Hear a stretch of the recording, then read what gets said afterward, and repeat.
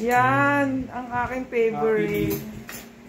Hindi niyo pa, pinicture mo.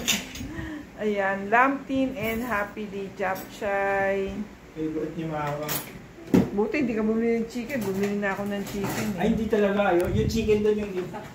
Ayun nga, masarap. Bakit? Hindi na siya okay. Oo, may yung chicken doon eh. So, okay lang naman. Maanghang. Pray muna, Papsi, bago kumain. Yes.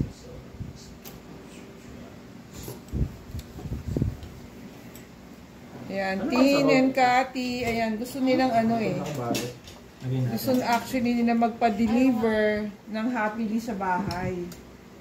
Sabi ko sa Manila. Oo, nung nandun sila kasi nahiya daw sila ditong kumain. Saan nahiya? Diba? Si Cathy nun, yung happy, magpa-order ka nga ng happily sa bahay. Kumain na tayo. Nahiya kami. Yeah. Nahiya sila. Ayan. Yan ang aming japchae dinner. Ano yan, Ma?